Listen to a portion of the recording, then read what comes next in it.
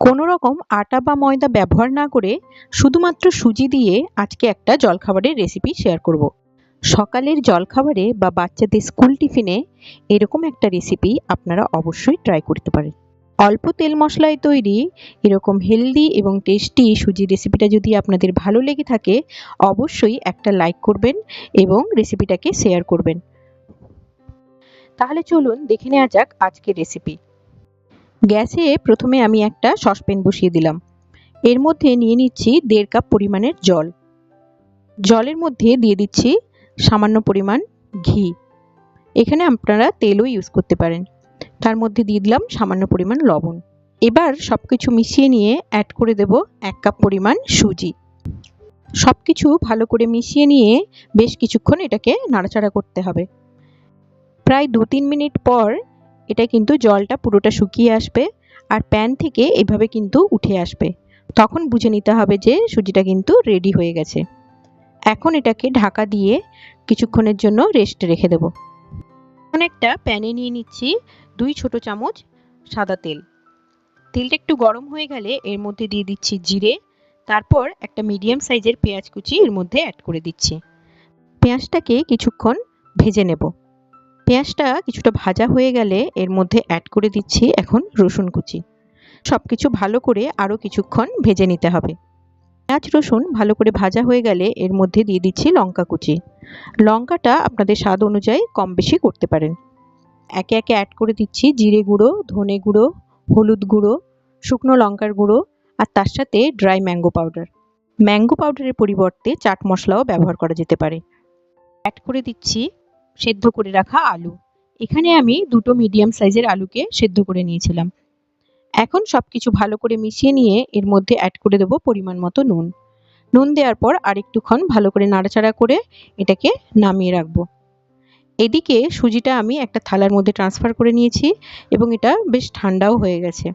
এর মধ্যে এখন দিয়ে দিচ্ছি 3টে সেদ্ধ করে রাখা আলু। তারপর ভালো করে এটাকে একটা ডো তৈরি করে নিতে হবে। আলুগুলোকে ভালো করে কিন্তু ম্যাশ করে নিতে হবে, না হলে আপনারা একটা গ্রেটার দিয়েও এটাকে গ্রেট করে নিতে পারেন যাতে কোনো লাম্পস না থাকে। ডোটা থেকে আমি বলের আকারে ছোট ছোট লেচি করে নিচ্ছি। এই আকারটা কিন্তু আপনাদের পছন্দ মতো বড় ছোটও করতে পারেন। এখানে কিন্তু আমার সবগুলো লেচি তৈরি করা হয়ে গেছে।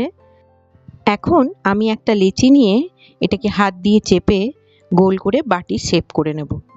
তারপর এর মধ্যে দিয়ে দেব আলুর পুর। আমি এখানে 1 চামচ করে আলুর পুর দিয়েছি।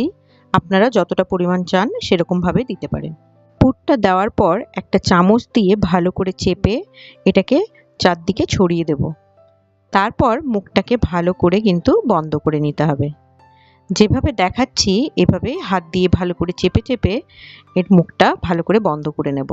একই রকমভাবে আমি আরেকটাতে পুর ভরে দেখিয়ে দিচ্ছি। যেভাবে আমরা আলুর পরোটা বা যে কোনো পুর ভরা পরোটাতে পুরটা ভরি ঠিক সেইভাবেই কিন্তু এখানেও পুরটা ভরে নিতে হবে।